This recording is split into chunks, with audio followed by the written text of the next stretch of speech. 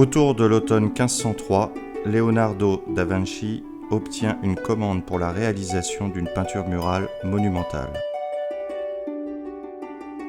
Celle-ci devra être réalisée sur le mur est de la salle du Grand Conseil du Palazzo Vecchio de Florence.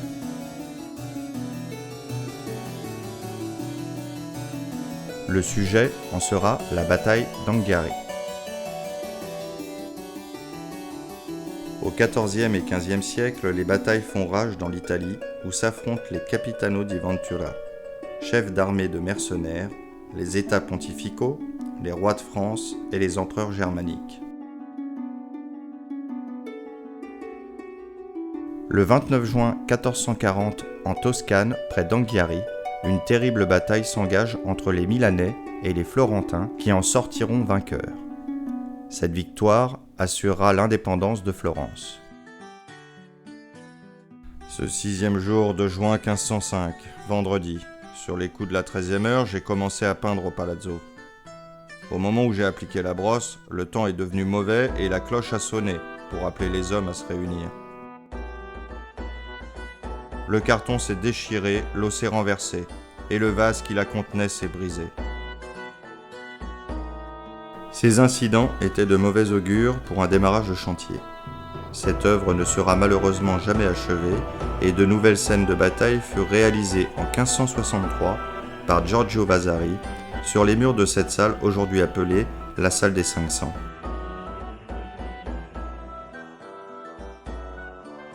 Leonardo da Vinci entame la réalisation de cette œuvre par la partie centrale, la lutte pour l'étendard.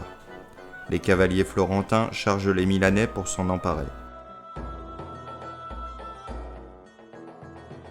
L'œuvre, réalisée ici, est une copie à fresco d'un dessin d'après le carton de Léonard de Vinci, réalisé par Pierre-Paul Rubens en 1603. Sur une superposition d'enduits de granulométrie décroissante, composée de sable et de chaux, un dernier enduit composé de sablon chaud et poudre de marbre de Carrare recevra les jus d'un mélange d'eau de chaux et de pigments broyés. La technique utilisée ici diffère de celle utilisée par Léonard à la Renaissance. Comme aujourd'hui, les ateliers de création essayaient de nouveaux produits et matériaux lors de leur réalisation. Malheureusement, pour la bataille d'Anghiari, un nouveau procédé utilisé par le maître à base d'encaustique empêcha la conservation des éléments déjà mis en place. Il a fallu 5 jours pour la réalisation de cette fresque d'environ 80 cm². Au premier jour fut le poncif, dessin réalisé sur un support mobile dont les traits seront par la suite percés d'une multitude de trous, au travers desquels passera le pigment contenu dans une poupée de chiffon et permettant l'impression de la synopia sur l'enduit de finition. Les pigments sélectionnés pour la réalisation sont finement broyés dans de l'eau de chaux.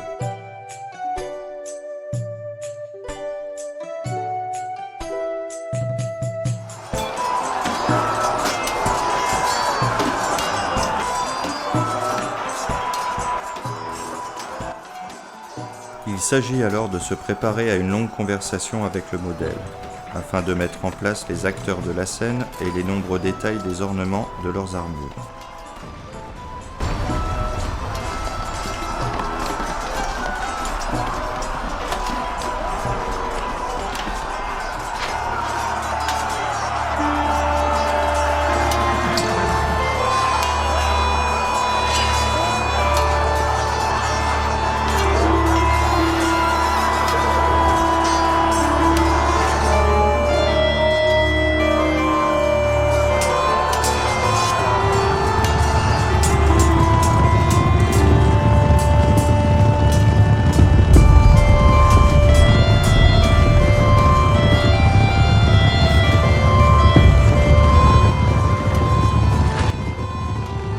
travail lent et rigoureux, obligé par cette technique de réalisation, permet d'appréhender en partie le génie du compositeur.